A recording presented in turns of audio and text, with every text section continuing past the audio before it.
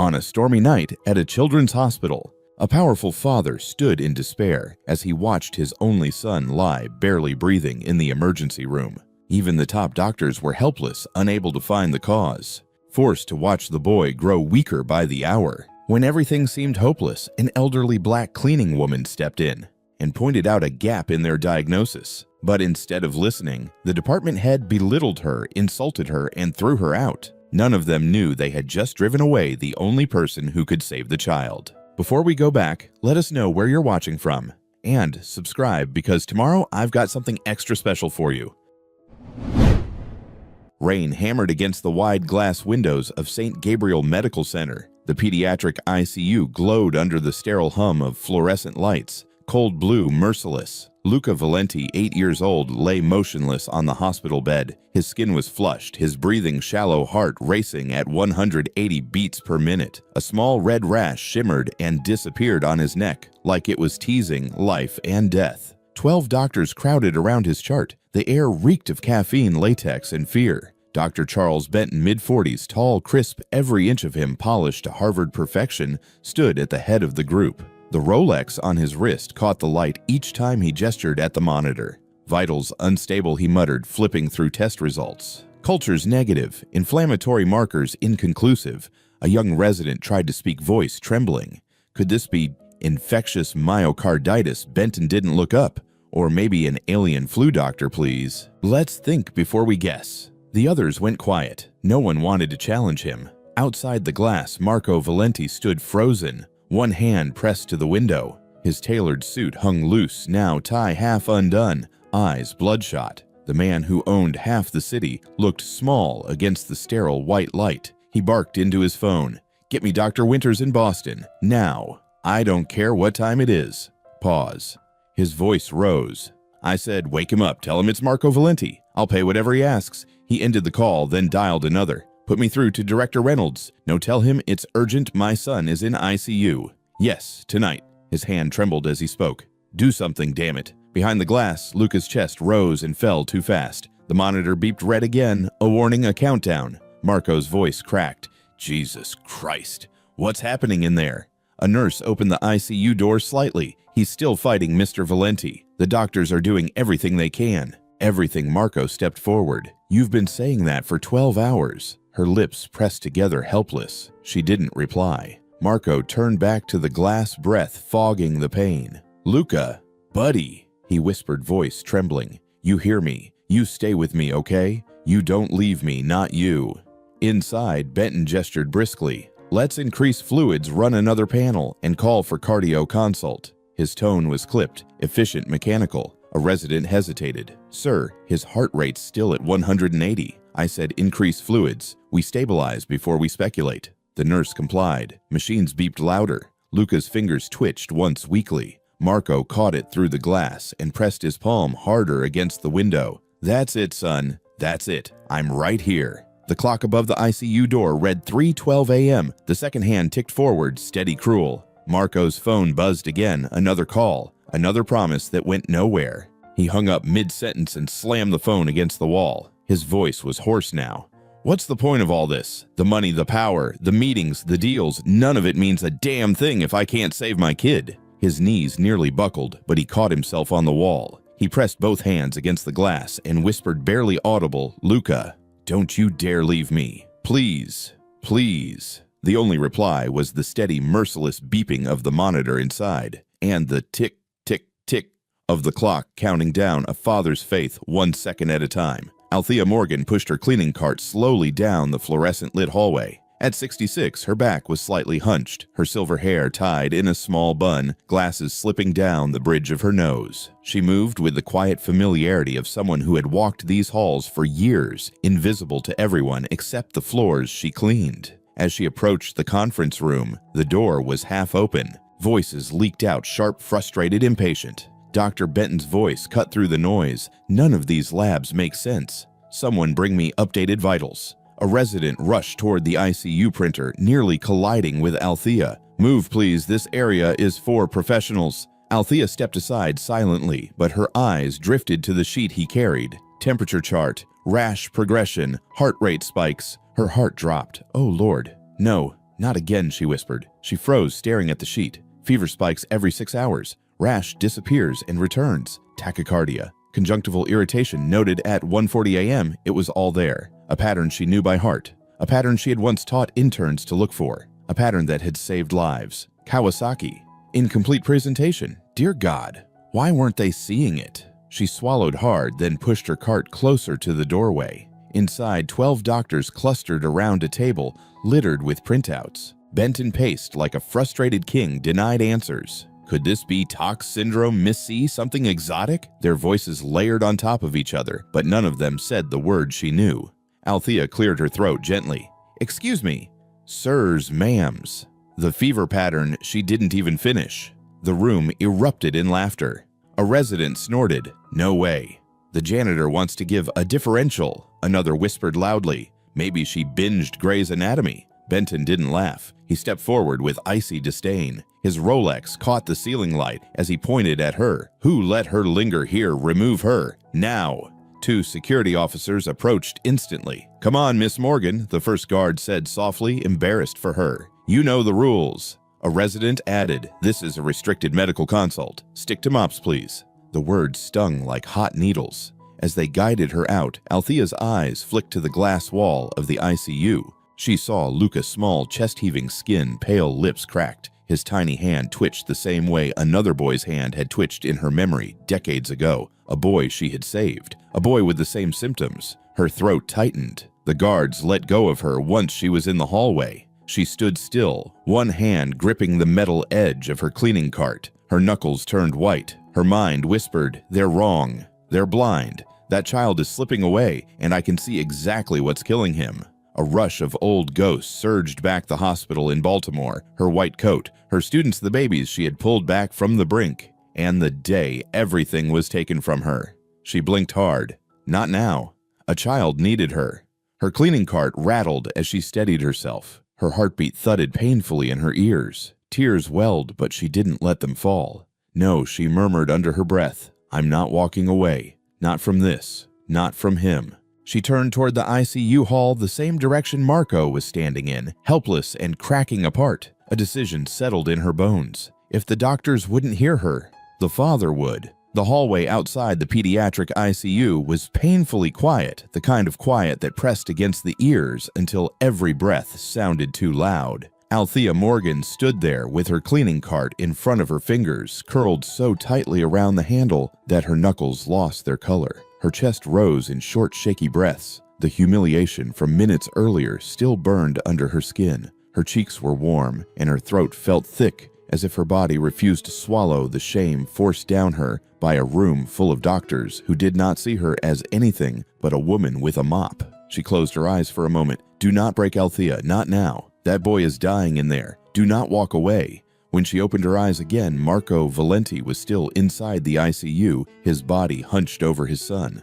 He was speaking to Luca softly, though no one could hear the exact words. His hand stroked the boy's hair in small, shaky motions. His shoulders trembled. That sight alone made something old and painful rise in Althea's chest, the instinct to protect the instinct that had not died, no matter how much the world tried to bury it. She inhaled deeply. Her decision was already made. She turned toward him. Halfway down the hallway, a resident stepped out of the conference room with a stack of papers in his hand. His coat swayed as he stopped abruptly in front of her. His eyes took one quick look at her cart, then at her, and his face twisted in impatience. Please move, he said. This area is for people with real training. He did not even wait for her to shift. He nudged the edge of her cleaning cart with his knee, pushing it aside like it was nothing but a rolling trash bin blocking his path. The metal rattled loudly. Althea's jaw tightened. Her heartbeat jumped. She felt the sting, not the physical one, but the one that reminded her she had once stood where he stood, wearing a lab coat he had not earned, yet making decisions he could not even understand.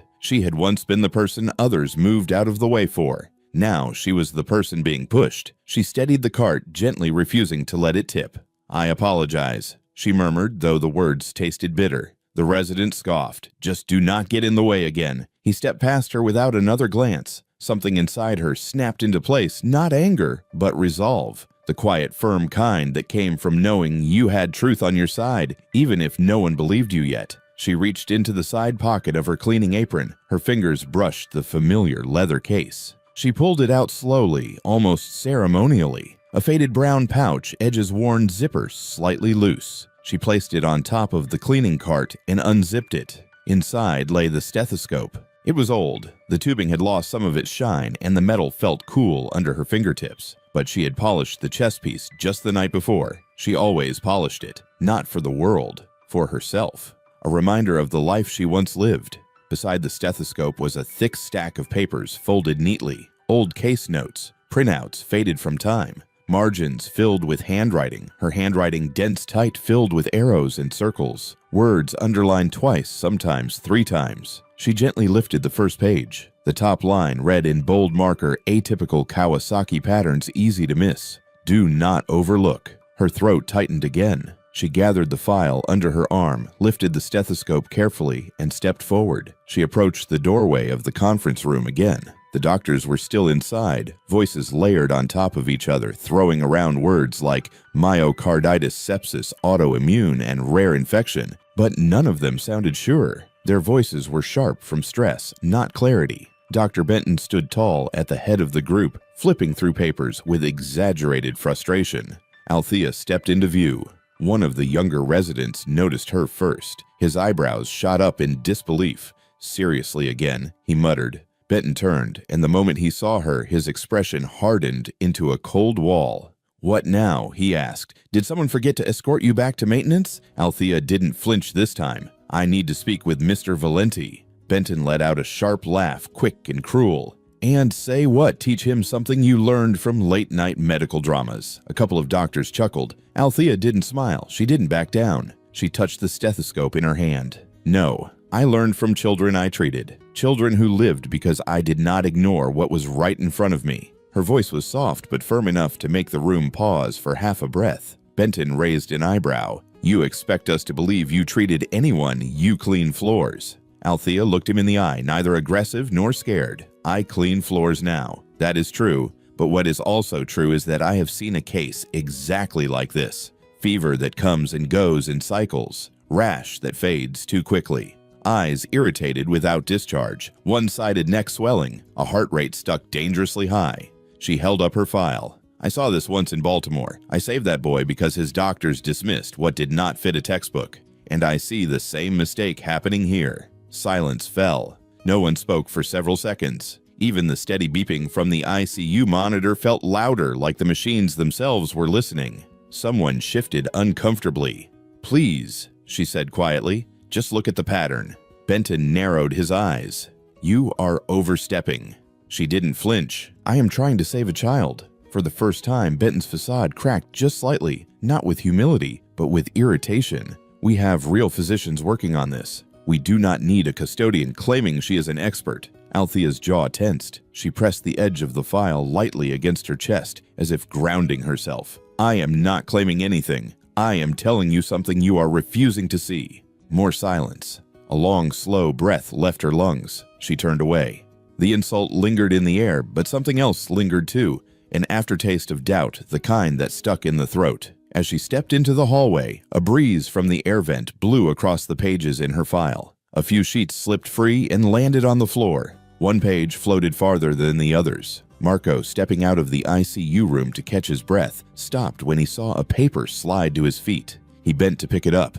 He froze. Across the top of the page, handwritten in bold strokes, were the words, "Save the child." He lifted his head. Althea was already gathering the fallen pages, her breathing uneven. Her hands trembled slightly, but she didn't hide it. She didn't hide anything anymore. Marco stared at her, not at her uniform, not at her cleaning cart, at her eyes. There was something in them that he hadn't seen in any doctor tonight. Something fierce, something steady, something that did not belong to a janitor. He took a slow step toward her. She felt his presence before she saw him, and when she looked up, their eyes met. His were bloodshot from crying, but sharp with something new, curiosity, maybe hope, maybe desperation.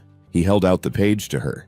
"What is this?" he asked. His voice wasn't commanding this time. It wasn't angry. It wasn't even suspicious. It was searching. Althea swallowed, suddenly aware that her heart was thudding hard inside her chest. "This," she whispered, "is what your doctors are missing." She clutched the file to her chest. The stethoscope glinted under the fluorescent lights, casting a small, bright reflection on the floor. Marco's eyes followed the light. When he looked back at her, something had shifted. He wasn't looking at a woman who mopped hallways. He was looking at someone who might give him the one thing no one else could: a chance. For the first time that night, Marco straightened his posture, wiped the back of his hand across his face, and spoke with a low, steady voice. "Tell me," he said. "Tell me what you see." And that was the moment everything changed. Not for the doctors, not for the hospital, but for Marco Valenti, a man who finally realized that the person others ignored might be the only person who could save his son. Marco Valenti stood in the hallway like a man carved out of stone. His eyes were locked on the paper he had just handed back to Althea, the words "save the child" still echoing in his mind. He felt his pulse in his throat heavy and uneven, as if his body already understood something his mind had not caught up to yet. He looked at her hands first. They were steady now, resting on top of the thick file she carried. Then he looked at her face, the deep lines of age, the exhaustion, the quiet strength that had not cracked even after the humiliation she had just suffered. Her chest rose and fell with slow, intentional breaths. She looked like someone fighting her own trembling, but refusing to let the world see it. And despite everything, she still stood tall. Marco swallowed hard and spoke with a low voice that carried both disbelief and hope. "You said they are missing something." Althea nodded once firm. "Yes. What is it?" His voice cracked slightly. He cleared his throat and tried again. "What are they not seeing?" Althea tightened her grip on the file. Her nails pressed into the cardboard, leaving faint marks. She took one small step closer to him, careful not to make abrupt movements, as if she knew he was hanging on to the last strand of hope he had left. "I know what your son has," she said softly, but the certainty in her tone made the air shift. Marco blinked. His breath caught in his chest. "Say it." "Kawasaki," she said. "Atypical Kawasaki disease." His eyes narrowed, trying to sort through the word he had never heard before. "Kawasaki, what is that?" She took a deep breath, steadying her voice. "It is an inflammatory disease that targets the blood vessels, especially the coronary arteries. Children can die if it is not treated quickly." Marco's shoulders tensed. A small tremor ran through his left hand. "Jesus."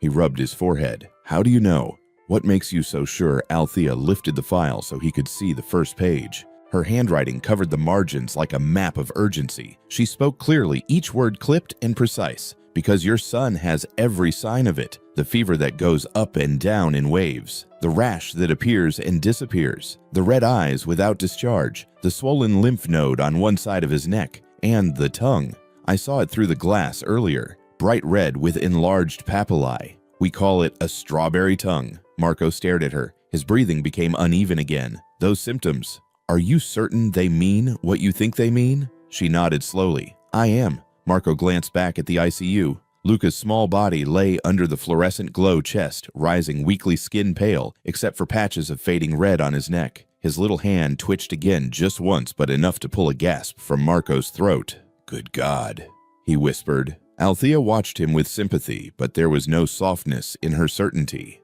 "I have seen this before. I treated it before. Children just like your son." He turned back to her sharply. "But the doctors said they checked everything. They said nothing fits." "They checked for the wrong things," she answered. Her voice held no malice, only truth. "They are looking for infections. They are looking for common patterns. Kawasaki does not always show itself the same way. Atypical cases fool even good doctors." Marco stepped closer to her. His face was so close that she could see the redness around his eyes and the way his jaw kept clenching. "If you are wrong," he said quietly, "and I push them to follow your lead, my son could lose time he doesn't have." Althea held his gaze. Her own heartbeat thumped hard beneath her ribs, but she did not let it waver her words. "If I am wrong, I will disappear. Forever. You will never see me again. I will take responsibility for interfering." Marco stiffened. "You would just walk away." "Yes," she said, "because then I truly would have failed him." He stared at her for several seconds, stunned by the boldness of her promise. Her voice softened. "But if I am right, and I believe with everything in me that I am, you will save him. Because there is a treatment, but it must be started soon."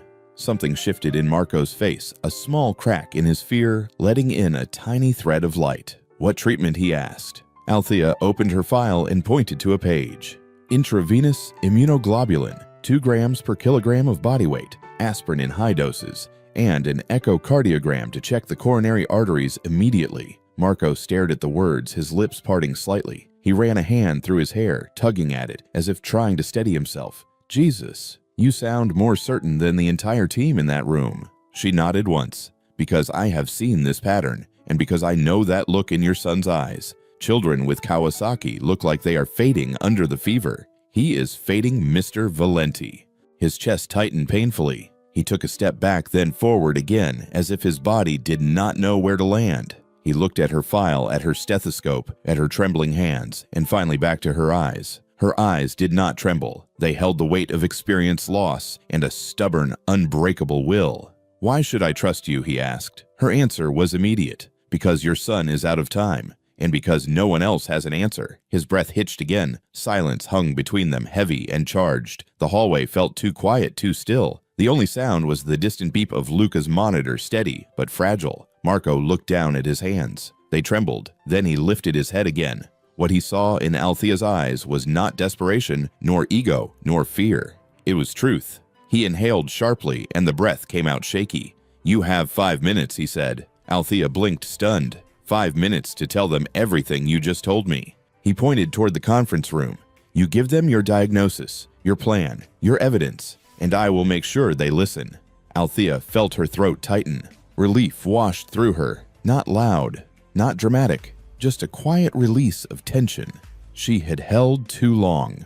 She nodded. "All right." Marco stepped past her with purpose, now wiping his eyes once with the back of his hand as he moved. "Stay close." He stopped in front of the heavy steel door of Conference Room B. The doctors were still inside discussing Luca's case with rising panic. Benton's voice carried through the door, sharp and impatient. Marco reached into his jacket and pulled out his hospital authorization badge. The badge glinted under the hallway lights. He swiped it through the card reader. A small green LED flashed on a soft click, echoed in the silence. The sound felt like a shift in the world. Marco placed his hand on the door. His voice was steady for the first time all night. "From this moment on, they do not get to ignore you." He pushed the door open. Warm light from the room spilled into the hallway, washing over Althea's face and the stethoscope she held tightly in her hand. The shift from the cold fluorescent hallway to the warmer room was subtle, but enough to make her exhale slowly, quietly. She adjusted her glasses. She swallowed the tremor in her throat.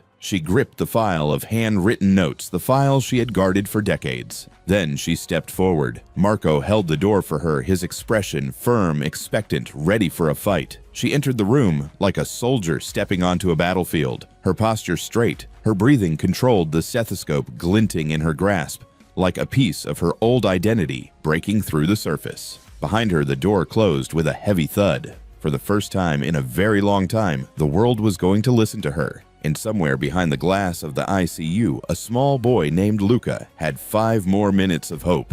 Marco did not hesitate when he pushed the heavy door open. The metal hinges groaned, and the dozen doctors inside turned at once. Their faces reflected irritation, surprise, and exhaustion.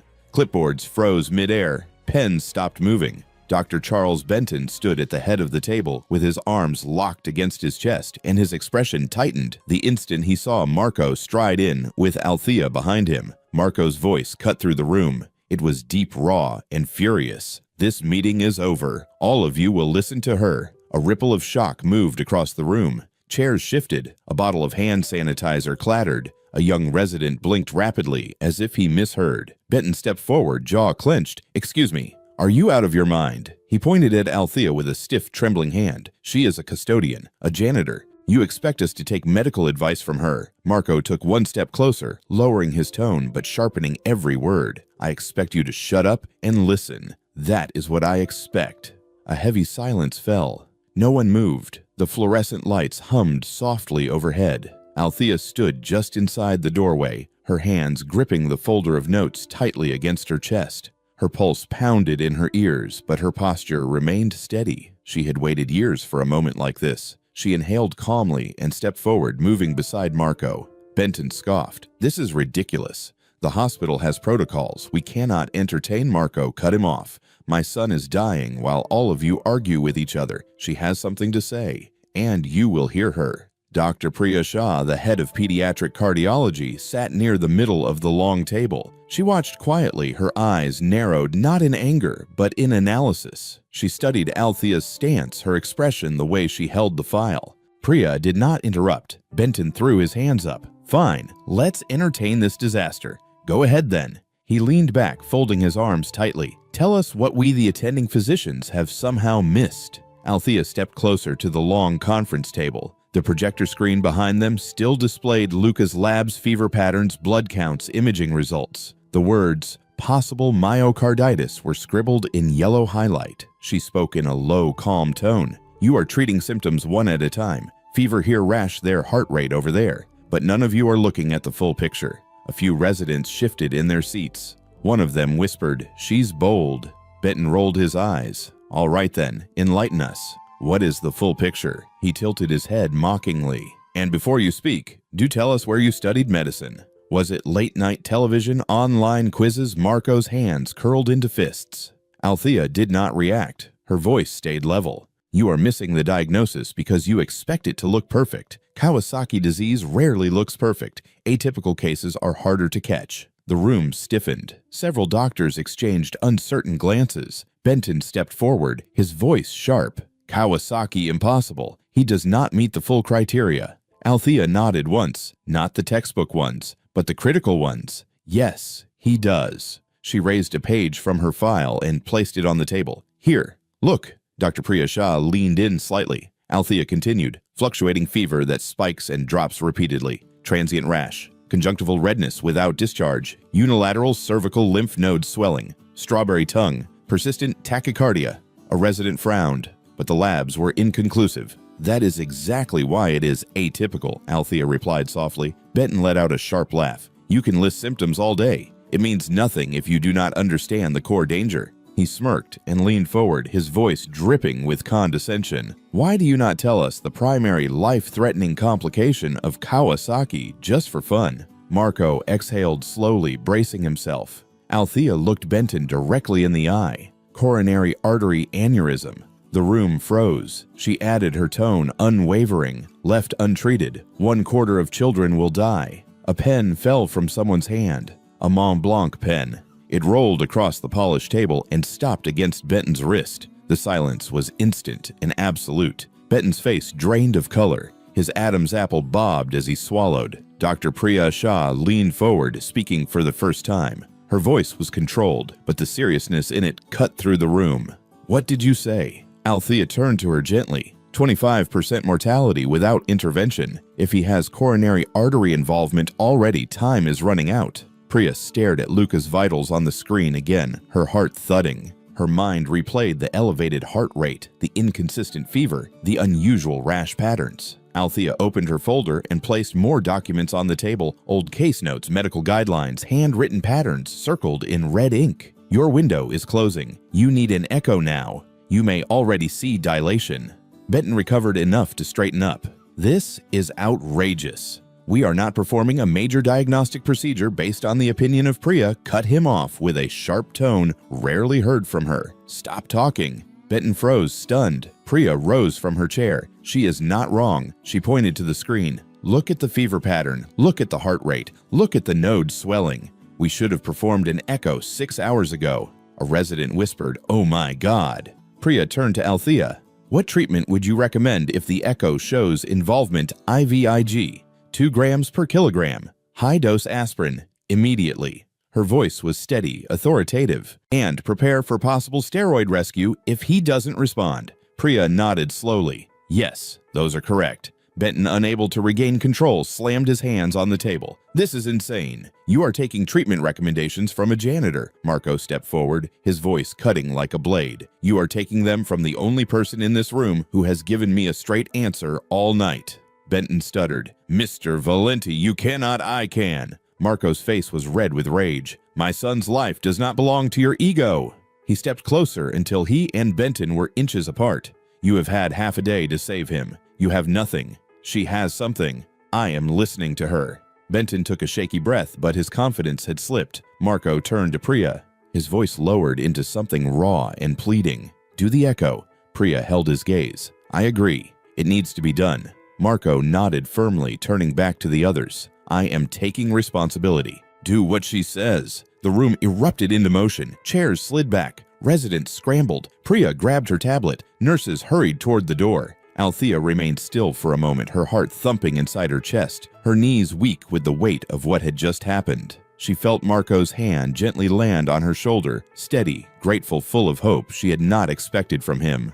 She looked around. The projector screen now displayed the words highlighted in bold blue Kawasaki Diagnostic Constellation. The fluorescent light above flickered once, then steadied, casting a faint silver reflection across her glasses, her stethoscope, her worn file, all the tools she had hidden for too many years. Finally, after a lifetime of being dismissed, her words were moving people. Her knowledge was saving someone. And for the first time in a very long time, Althea allowed herself to breathe. Her battle was not over, but she had won this round, not with power, not with position, but with truth. The hallway outside the echocardiography suite felt unnaturally still. It was the kind of stillness that made every breath echo inside the chest. Marco stood just beyond the double doors, hands pressed against the cool glass panel, staring at the dim room where his son now lay beneath a large monitor. His heart beat hard, slow, and uneven, as if matching Luca's fragile rhythm inside that machine. Inside the echo room, the lights were dimmed. A single lamp glowed in the corner, casting a soft pool of warmth that barely reached the floor. Everything else was shadows and screens. The only sounds were the faint hum of the machine warming up, the subtle click of a keyboard, and the shallow breaths of the medical team as they waited. Dr. Priya Shah stood at the bedside, rolling up the sleeves of her white coat. Her face was calm, but the tension in her jaw gave away the pressure she felt. She removed her rings, placed them carefully on the counter, and pulled on a new pair of gloves. The gel bottle snapped open, and the cold gel dripped onto the transducer. "Okay, Luca," she said softly, as if speaking to a sleeping child might somehow ease his pain. "This will be quick, sweetheart." She positioned the probe against the left side of his chest with steady hands. The echo screen blinked to life. Lines, waves, a rhythmic motion, beating, contracting, expanding. The room held its breath. Althea stood near the wall, hands clasped in front of her. She tried to stay out of the way, but the weight of the moment pressed heavily on her chest. Her eyes did not blink as she watched every shift of the grayscale image. Dr. Benton stood near the foot of the bed, arms tightly folded, jaw clenched. His face had turned pale, and even though he tried not to show it, the slight tremor in one hand betrayed him. This was the test. He didn't want to see the test that could prove every certainty he clung to wrong. The probe moved slightly. A section of the heart appeared sharper, the edges clearer. Priya narrowed her eyes. "Hold on. Let me change the angle." She shifted the probe just a little, pressing down more firmly. She froze. A soft gasp escaped the throat of a resident. The coronary artery came into view, specifically the left anterior descending artery, the LAD. Priya leaned in. "No." The artery's outline appeared on the screen. The walls slightly expanded, the lumen wider than it should be. It pulsed irregularly, the dilation undeniable. Priya's voice cracked not from fear, but from certainty. "Kawasaki." She swallowed. "She's right. This is Kawasaki disease." Another resident whispered under their breath. "Jesus." She nailed it. The room fell silent, unbearably silent. The only sound was the faint swooshing noise of the Doppler flow as red and blue waves danced over the artery. Z-score data populated in the bottom corner of the screen. Greater than 2. A diagnostic threshold. A 3-second pause filled the room, long, heavy, and unforgettable. Dr. Benton's lips parted as if to speak, but no words came out. His Adam's apple moved slowly as he swallowed hard. His knees seemed to soften under him, and he reached for the counter to steady himself. His voice finally emerged in a hoarse whisper. "No, it can't be." But the screen didn't lie. Priya looked at him, then back at the monitor. "It is," she said. "He has coronary involvement. We should have checked earlier." Althea stepped forward slightly. Her voice was soft but firm. "Do not waste another minute." Everyone turned toward her. There was no arrogance in her tone, no gloating. No satisfaction from proving them wrong. Only urgency. Life or death urgency. "We have the evidence," she said. "Start IVIG immediately. High-dose aspirin. The longer you wait, the more the vessel walls weaken." Priya nodded without hesitation. "She's absolutely right." A nurse rushed toward the door. "I'll prep the medication." Another nurse followed. "I'll alert pharmacy." Althea remained still, watching the room burst into motion. Benton's face stayed frozen, eyes locked on the screen. His voice was barely audible. "I should have seen it. I should have caught it." Althea looked at him, her expression neutral. "You were looking for what you expected, but diseases do not always play by rules." He didn't respond. Inside the echo room, Luca lay quietly unaware that his life had just taken a sharp turn toward hope. Priya wiped the gel from his chest, pulled off her gloves, and turned to the team. "Prep the IV, double-check dosages, and get the aspirin ready now." Outside the glass, Marco watched the chaotic movement in the room. Doctors moving fast, nurses whispering orders, screens flashing. He pressed his forehead against the glass, breath fogging a small circle in front of him. "What's happening?" he asked aloud, even though no one outside the room could hear him. Inside, Priya stepped out to speak to him. She opened the door slowly, her expression a mix of exhaustion, disbelief, and relief. "Mr. Valenti," she said gently. Marco straightened his voice, barely a whisper. "Tell me." Priya nodded. She was right. Marco blinked. "Kawasaki." "Yes," Priya confirmed. "Your son has coronary artery dilation. It's early, but it is there. We're starting treatment immediately." Marco's knees wobbled. His hand flew to his mouth. His chest rose with a shaky inhale, then fell in a tremor. "Oh God. Thank you. Thank you." He pressed a palm against the glass again, watching them hook up the IV line, watching his son's still too fast breathing, watching hope return to the room. Inside, Althea stood quietly near the back wall. She didn't step forward. She didn't take credit. She didn't try to insert herself into the flurry of medical activity. She simply watched as the team moved with new purpose. Priya stepped to her and spoke in a low voice filled with genuine respect. "I don't know how you recognized it so fast." Althea lowered her eyes. "I learned the hard way a long time ago that flu-like symptoms can be deadly if you don't look at the whole picture." Priya nodded slowly, her gaze drifting back to the echo still frozen on the screen. "Well, you saved him." For the first time since entering the room, Althea allowed herself a small, quiet breath. Not a sigh of relief, just a release of pressure. She had been holding the truth in her chest since the moment she saw the boy through the ICU window. Now that truth had a face on a screen. Benton stepped closer, staring at the echo image. His eyes glistened, not tears exactly, but something dangerously close. He clenched his jaw. "I missed it," he muttered. "I really missed it." Althea didn't answer. She didn't need to. The echo had spoken louder than any argument in the conference room. Marco watched as the nurses administered the IVIG slowly and cautiously, his hand pressed against the glass palm, trembling with every beep of the machine. He whispered to himself, "Fight Luca. Stay with me, please." Inside, Priya adjusted the drip rate. "We'll start slow," she said. "Make sure he tolerates it. Then we increase." A nurse nodded. "Vital signs stable for now." Another whispered, "God, I can't believe this. She really saw it before all of us." Priya replied softly, "Experience comes in many forms." Althea stayed near the corner. Her eyes moved from the echo screen to Luca's small form, then to Marco, whose face had softened with cautious hope. For the first time that night, he looked like a father being pulled back from the edge. The echo machine continued to hum.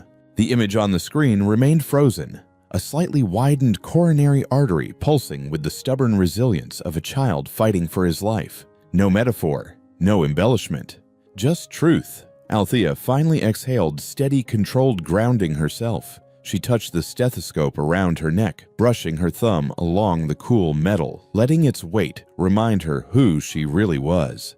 And then she whispered softly, barely audible, but certain, "We're not too late." The ICU felt different after the echocardiogram. Hope had entered the room, quiet but real, and everyone could feel it. The IVIG infusion ran slowly into Luca's small arm, drop by drop, while the soft flicker of the monitor lights created a rhythm that almost resembled calm. But calm never lasts in a place built for emergencies. The first 2 hours passed with the team checking vitals every few minutes. Priya hovered near the infusion pump, adjusting the rate with the caution of someone who understood exactly how delicate this treatment was. Benton stood behind her, unusually quiet, watching every number and waveform as if trying to redeem himself through vigilance. Althea remained standing near the corner, her posture straight, her eyes steady on Luca. She didn't speak, didn't interfere. She only watched her mind, calculating, remembering, preparing. She knew treatment was never a straight line. She knew storms often came right when people began to relax. Marco stood outside the glass palms pressed against it, eyes locked on his son. His lips moved in a silent prayer. His chest rose and fell with unsteady breaths. Every few seconds he whispered, "Please, please God, please." Inside, the team worked under dim lights. Then it happened. A sharp alarm sliced through the room, shrill, violent, and unmistakably wrong. The monitor flashed angry red, heart rate skyrocketing, blood pressure collapsing, oxygen saturation dropping. The pump beeped frantically as if warning them of danger approaching fast. Priya's eyes widened. "Stop the infusion." A nurse lunged forward and slammed the stop button. The IVIG drip froze mid-line. "His pressure is falling," another nurse shouted. "Severe hypotension. His heart rate is climbing 170-180. Benton pushed forward, face pale. "This is anaphylaxis. Get epinephrine." "No," Althea's voice cut through the panic like a blade. Everyone turned toward her. She stepped out of the shadows and into the bright emergency lights, her face illuminated in red pulses from the alarm panel. She moved slowly, but with absolute certainty, like someone who had lived this moment before. Her voice was firm. "This is not an allergic reaction." Priya looked at her sharply. "Then what is it?" "Acute hemolysis," Althea said. "It is from the infusion rate. His red cells are breaking down. His body is rejecting the immunoglobulin because it was increased too quickly." Benton shook his head. "That doesn't make sense." "It makes perfect sense," Althea snapped. "Look at his urine output. Look at the color change. Look at the blood pressure drop and the arrhythmia pattern. This is textbook hemolysis." Priya's head whipped toward the monitor. Her eyes flickered with recognition. "God, she's right. The signs match." Althea didn't waste another second. Her voice dropped into a deeper, commanding tone, calm enough to guide, powerful enough to override fear. "Switch protocols, now." "What protocol?" a resident asked, trembling. Althea stepped closer to the bedside, raising her voice over the alarms. "Methylprednisolone, 30 milligrams per kilogram per day. For 3 days." A nurse blinked. 3 days high-dose steroid therapy, yes, Althea said, and start dopamine. 5 micrograms per kilogram per minute. His cardiac output is crashing. His vessels are dilating too fast. He needs hemodynamic support immediately. Priya didn't hesitate. "You heard her. Move." Nurses rushed around the bed, hands flying across buttons and tubing. One grabbed the steroid vial from the emergency drawer. Another adjusted the IV lines. The infusion pump beeped in protest as settings were rapidly switched. Benton stared stunned at how quickly the situation had changed. This is dangerous. "It's more dangerous to do nothing," Priya snapped. "But we don't have evidence we have a dying child," she fired back. The red emergency lights strobed across the room, casting sharp angles of shadow along the walls and onto frightened faces. The sound of machines had become chaotic alarms, rushing footsteps, clicking pumps, the hiss of oxygen. Marco's heart seemed to stop completely. His forehead pressed harder against the glass. "Please. Oh God, please."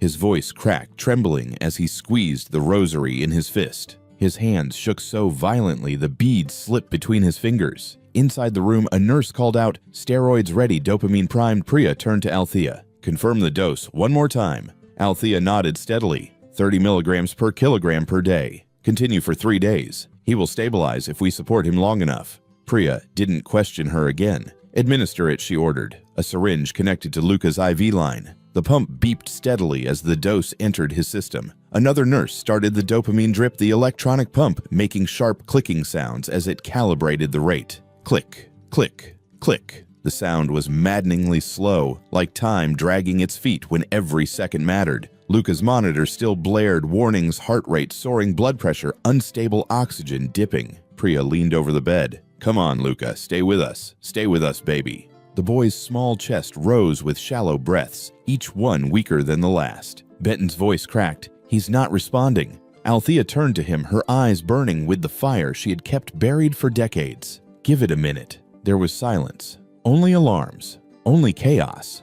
Marco pressed his hands together, shaking violently, whispering faster and faster. "Please, please, please. Take me instead. Not him." Inside, Priya watched the monitor, breath held tight in her chest. 1 second, 2 seconds, 5. The line still spiked irregularly. Althea leaned over Luca, her voice a whisper only he could hear. "It's okay, sweetheart. Your body is just scared, but we're right here. We know what to do. You hold on." 10 seconds passed. The heart rate began to fall. Slowly. Not enough, but lower. 170. 165. Blood pressure nudged upward. A nurse gasped. "It's working." Priya exhaled in relief so deep it seemed to come from her bones. "Keep the rate steady." Marco saw the shift in the room through the glass and dropped his head, tears falling. "Thank you. Thank you." But Althea didn't move. She stayed right where she was, eyes locked on the monitor body, tight with focus. She knew how unpredictable crises were. She'd seen children swing between life and death within minutes. She wouldn't celebrate early, not when Luca's muscles twitched with each heartbeat, not when the sweat on his forehead glistened under emergency lights. Benton approached her slowly, his voice hollow. "How did you know? How could you be that sure?" She didn't look at him. "I've treated children with this exact complication before. If you go too fast, the body breaks its own blood cells trying to fight the infusion. Steroids calm that storm. Dopamine buys time." He swallowed hard. I should have known." Althea finally glanced at him, her expression tired but firm. "Then learn from it. That's what medicine is supposed to be. Learning, not ego." Benton dropped his gaze. Inside the room, the emergency lights slowly dimmed as the alarm softened. Vital signs steadied enough for the nurses to breathe again. Marco slid down the wall outside, covering his face with both hands, sobbing from sheer relief. His shoulders shook with every exhale. Priya turned to Althea. "We'll keep adjusting. We'll monitor him minute by minute." Althea nodded. "Good. That's exactly what he needs." She stepped back into the shadowed corner, finally allowing herself a long, slow breath. Her hands trembled slightly only now, revealing the fear she hid during the crisis. She clasped them together, grounding herself, letting the adrenaline ease. In the dim room, Luca looked small and fragile, but his monitors began to settle into steadier patterns. His chest rose a little easier. For the first time since the alarm sounded, the air felt breathable again. Marco pressed his hand to the glass, whispering through tears, "Fight, son. Just fight." And inside, under red lights fading to steady white, Althea whispered the same thing to herself. "He's not done yet." 90 minutes later, the ICU did not feel like the same room. The red emergency lights were off. The alarms were quiet. The monitors still hummed, but the tone had changed. The frantic rhythm had softened into something steady, something almost calm.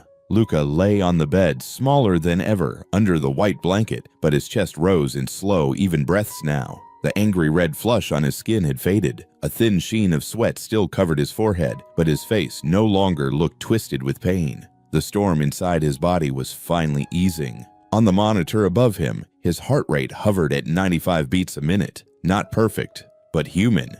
Manageable. Controlled. Priya stood on his left side, one hand resting lightly on the rail of the bed, the other holding a clipboard she had not written on for a while. She kept glancing from Luca's face to the monitor and back again, as if she did not quite trust the numbers yet. Her breathing matched the beeping, slow and focused. Althea was on the other side near Luca's feet. Her hands were laced together in front of her. Her shoulders had dropped just a little from where they had been earlier, no longer tight, and braced for disaster. Her eyes were tired but alert. She watched the boy's chest rise and fall, as if each breath were a small miracle. Benton stood a few steps back near the counter. He was not commanding anymore. His arms were not folded in superiority. They hung loose at his sides. His shoulders slumped. His gaze was fixed on the monitor, and his face looked older than it had at the beginning of the night. The weight of what almost happened sat heavy on him. Outside the glass, Marco had not moved far. He still stood pressed close to the window, but now his hands were not slamming or shaking with rage. One palm rested flat against the glass, the other held a plastic cup of water he had picked up without thinking from the small table behind him. The water inside trembled just slightly as his fingers shook. Inside the room, a nurse announced softly, "Heart rate holding in the 90s. Blood pressure is improving. Oxygen is good." Priya nodded, her voice low. "Keep an eye on him. But this is much better." The nurse exhaled, shoulders dropping. Thank God. For a moment, nobody spoke. Then, in the middle of that quiet, Luca's eyelids fluttered. It was small, a tiny movement, but everyone saw it. Priya straightened. "Luca," she said, leaning closer. "Hey, Luca, can you hear me?" His lashes trembled again. His forehead creased as he tried to pull himself up from whatever deep place he had been trapped in. His lips parted. A faint, dry sound came out. Priya glanced at the nurse. "Turn the lights up a little. Not too bright."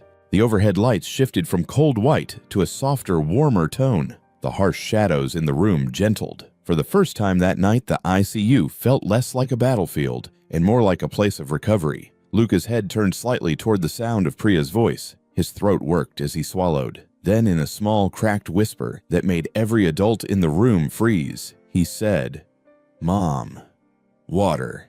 Priya's chest tightened. A nurse's hand flew to her own mouth. Even the machine seemed to pause for a second. Outside the glass, the cup in Marco's hand shook so hard that the water inside rippled against the sides. His eyes widened. His face crumpled. He pressed closer to the glass. "Oh my God," he breathed. "Luca." Inside, Priya smiled softly, fighting the emotion building in her own chest.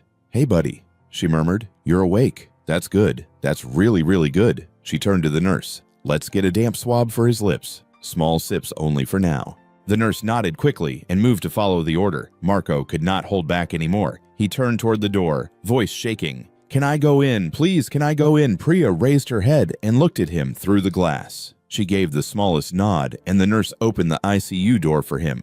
He stepped inside slowly, as if afraid that moving too fast would shatter the fragile moment. The cup in his hand trembled, water still rippling. His shoes were too loud on the floor to his own ears, and he tried to walk more softly. He reached the bedside and stared. Luca's eyes were half open now, unfocused but aware. His lips were dry and cracked. His chest moved in small, steady breaths. A line ran into his arm, pumps clicked softly, and monitors beeped in a regular, reassuring pattern. "Hey, Marco," whispered voice broken. "Hey, buddy." Luca's head turned a little more toward the sound. It took effort. His neck muscles trembled, but he did it. "Dad." He breathed barely audible. Marco's face collapsed completely. Tears spilled over and ran down his cheeks without pause. He set the cup of water down on the small rolling table next to the bed, and the plastic moved just enough for the water inside to quiver again. He took his son's small hand carefully between both of his, afraid to squeeze too hard. His fingers shook around that little hand. He bent down and pressed his forehead to it. "You scared the hell out of me," he whispered, voice shaking with a mix of relief and leftover terror. "Don't ever do that again. You hear me? Do not ever do that again."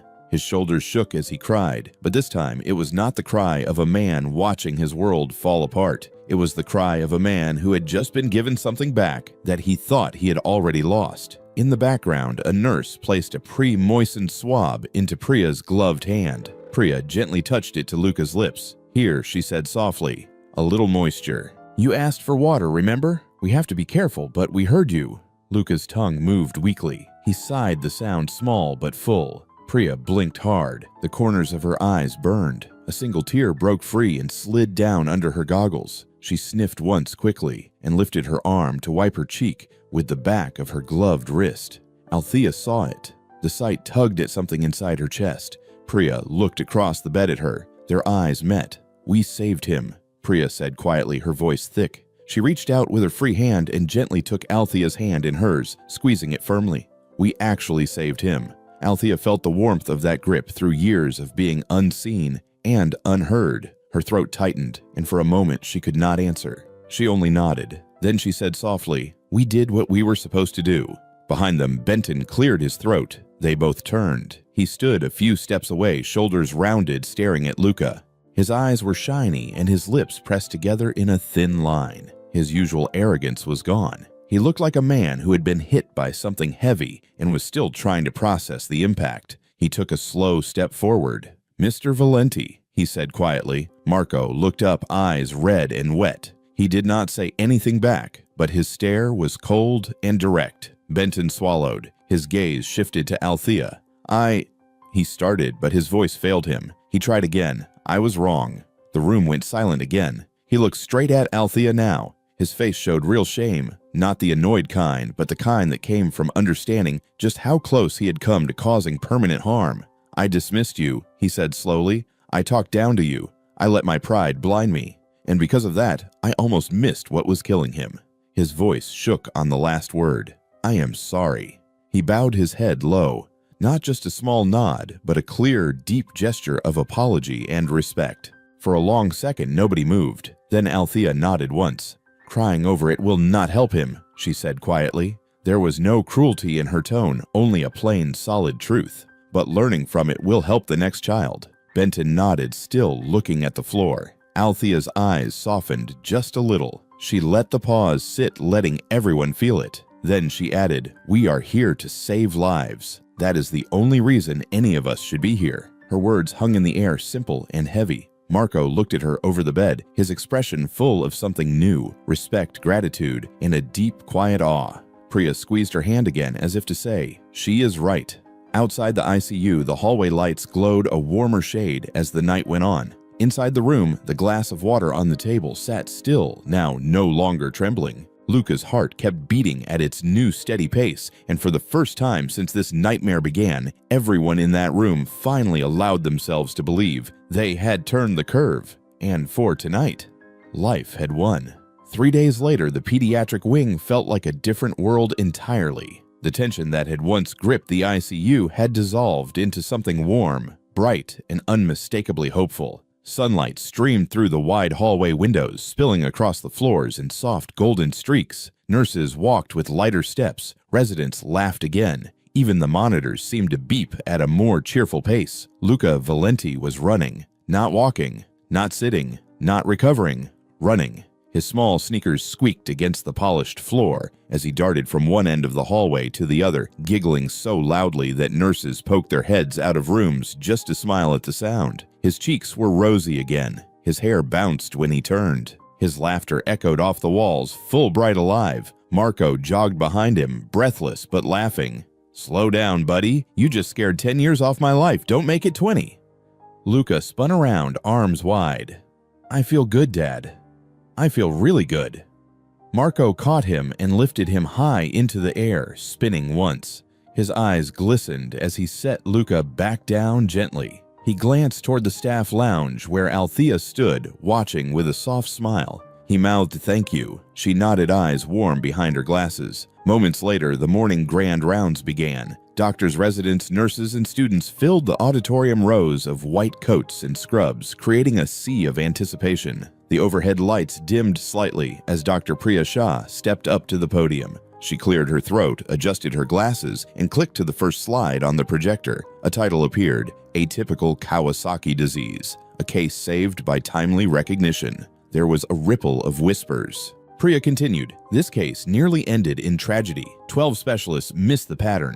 All lab results looked normal, symptoms were fragmented, but there was one person, one clinician, who looked at the whole picture." She paused. Then clearly, firmly, she said, "Diagnosis was achieved because of clinical consultant Althea Morgan." The room froze. And then it erupted. Chairs shifted. Hands flew together. People stood. A wave of applause swept through the auditorium, loud, continuous, wholehearted. Even the hospital executives, usually stiff and reserved, stood with the rest. Marco stood in the back, arms crossed over his chest, expression shining with pride. Althea, seated quietly near the side wall, looked down at her hands. Her shoulders lifted with a slow inhale she tried to hide. She had never been applauded by a room of physicians, not once, not in decades of knowing she had skills no one let her use. The applause grew louder. Priya smiled gently at her. "Please stand, Althea." She did. The applause somehow grew even louder. As she stood, she felt the weight of every night spent unseen, every insult absorbed, every moment she swallowed her voice to keep her job. The recognition washed over her slowly, not overpowering, but steady and warm. When she finally sat, a resident behind her leaned forward and whispered, "Ma'am, thank you for teaching us all a lesson." A second resident added, "And for saving that kid's life." Althea only nodded. After the conference, the story broke online. A journalist from a local station had already caught wind of the event. By afternoon, the headline was everywhere: "Hospital Janitor Saves Child's Life After 12 Doctors Miss Diagnosis." Another headline read, "Hidden Genius Woman in Custodial Uniform Identifies Rare Kawasaki Case." And the one Marco personally paid to feature on several platforms, "Never judge by uniform, the woman who saw what others didn't." The comments poured in. "Hire her officially. This is why diversity matters. Medical bias almost killed that child. Give her her license back." Inside the hospital's administrative wing, the board convened. They reviewed the case. They reviewed her background. They reviewed the testimonies of Priya, the residents, and even Benton, who admitted on record that without Althea, the boy might not have survived. A week later, a framed document appeared in the pediatric hallway near the ICU. Beautiful wooden border, glass front, crisp hospital letterhead. It read, "Appointment Clinical Diagnostic Advisor, Althea Morgan, consulting under departmental supervision." Below it, embossed in raised lettering, in recognition of exceptional diagnostic acumen and demonstrated commitment to patient care. Staff gathered around it. Some admired it quietly. Others took photos. Priya touched the corner of the frame with a soft smile. Benton stood with his hands in his pockets. He murmured, "It's well-deserved." In the middle of that small crowd, Althea stared at the plaque. For a long time, she didn't speak. Then her eyes dropped to the two ID badges hanging around her neck. One badge, Custodial Services, St. Gabriel Medical Center. The other, Clinical Diagnostic Advisor. She gently brought the two badges together so they touched. Equal weight, equal presence, equal truth. She whispered, "Both of these are who I am. No shame, no hiding, just truth." But the ripple effect didn't end with her.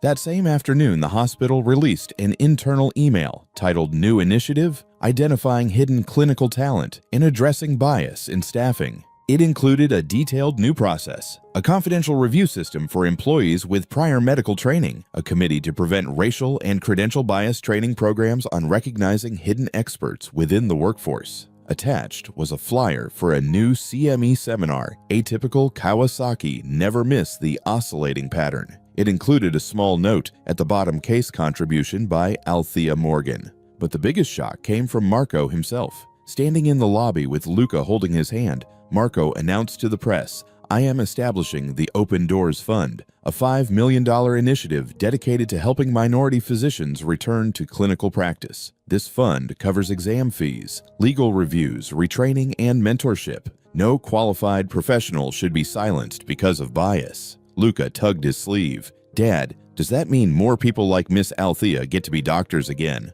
Marco ruffled his hair gently. "Yeah, kid, that's exactly what it means." A reporter asked Mr. Valenti why create this fund. Marco looked at Althea, who stood a few feet away. "Because my son is alive," he said, thanks to someone the world overlooked. Althea felt her chest tighten, not painfully, but with something deep, something full. She didn't cry, but her eyes glistened. Later that evening, after the cameras, after the emails, after the applause, she went back to her small locker in the custodial room. She hung her coat. She sat on the bench. Then she lifted her stethoscope, the one she had kept all these years, and placed it next to the two badges on the same hook. Custodial worker, clinical advisor, a healer who refused to disappear. For the first time in decades, she allowed herself to feel proud, truly proud, because one case didn't just save a child, it changed a hospital. It changed policies. It opened doors for others who had been ignored. It proved that brilliance can't be erased, only buried, waiting for the moment it is needed most. And now, finally, the world was ready to see her, ready to hear her, ready to learn from her. For Althea Morgan, this wasn't just redemption. It was recognition, long overdue. 1 month later, the pediatric clinic felt warm in a way hospitals rarely did. Soft light spilled across the waiting area, reflecting off the colorful murals painted on the walls, giraffes, clouds, bright suns drawn by children who had come and healed and left their art behind. The air smelled faintly of disinfectant and crayons, an oddly comforting mix. Marco sat with Luca in the corner, both waiting for the follow-up echocardiogram. Luca swung his legs back and forth, tapping his heels lightly against the chair. His cheeks were full of color again, and his eyes were bright with the kind of energy only healthy children have. Every few seconds, he looked up at the clock, impatient, eager, alive. "Dad?" he whispered loudly. "Do you think Dr. Shah is going to poke me again?" Marco chuckled. "She might, buddy, but only a little. And then we get pizza." "Yeah, then we get pizza." The door to the echo room opened and Priya stepped out with a clipboard in hand. Luca hopped to his feet so fast that Marco had to grab his shoulder to steady him. Inside the echo room, the lights were low again. Just like the night everything changed. But today there was no tension in the air, no alarms, no fear. Priya applied the gel, pressed the probe to his chest, and studied the screen with calm eyes. Luca watched her face carefully. "Is it bad?" Priya smiled. "No, sweetheart. It's good. Very good." She clicked a few measurements, zoomed in, nodded again.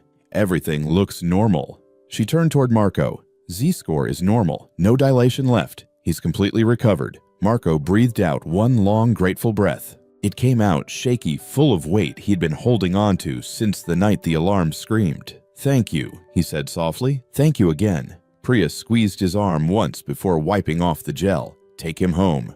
Let him run.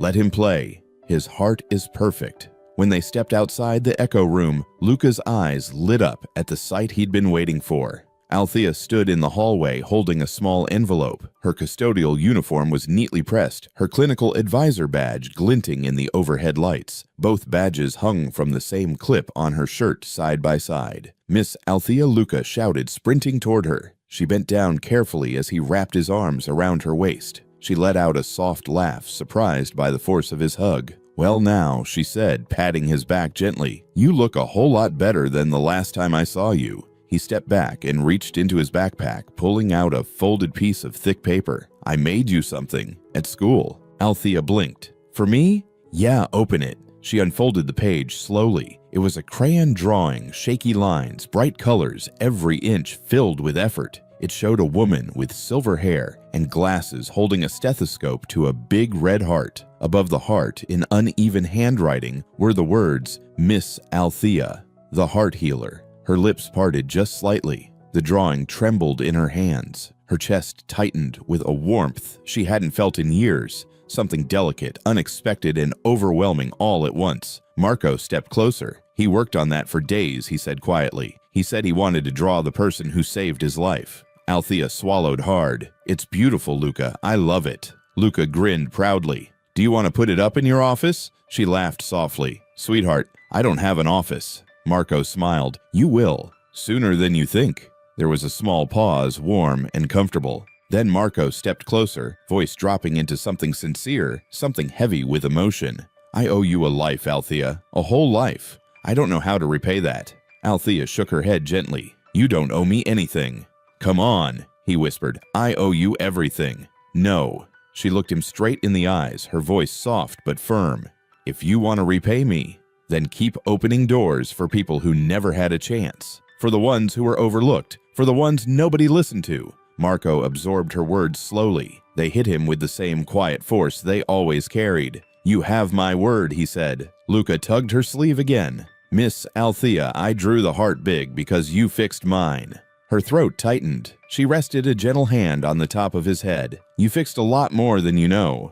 For a long moment, the three of them stood there in the quiet hallway. The man who got his son back, the woman who never stopped believing what she knew, and the little boy who would grow up never doubting what a single voice could change. Later that afternoon, as the sun dipped lower behind the hospital, Althea returned to the small custodial break room. She hung her coat on the hook and placed Luca's drawing beside her locker, smoothing the edges as if it were something fragile. Then she lifted her stethoscope, the same one she had kept hidden for years, and placed it on the hook next to her broom. Side by side, two tools of healing, two identities she no longer had to choose between. She stood there for a moment, letting the warm yellow light settle around her. The badges above her swung gently, custodial services and clinical diagnostic advisor, tapping against each other with a soft, rhythmic sound. In the distant hallway, a child laughed Luca's unmistakable laugh. And somewhere outside, faint but steady rain began to fall against the windows, soft and unthreatening, like a reminder of the night everything changed. The narrator's voice closes the moment low and sure. "Do not ask who wears the white coat. Ask who is willing to do what is right when the clock runs down to minutes." The camera lingers 3 seconds on the drawing, a bright red crayon heart and shaky letters spelling Althea. Then the final image settles on the broom and the stethoscope hanging together, bathed in warm light, perfectly still, perfectly symbolic. And the story fades out, not with alarms or chaos, but with the soft sound of a child's laughter blending into the gentle rain. A quiet ending, a full circle promise, and a legacy that will outlive every heartbeat she fought to save. Join us to share meaningful stories by hitting the like and subscribe buttons. Don't forget to turn on the notification bell to start your day with profound lessons and heartfelt empathy.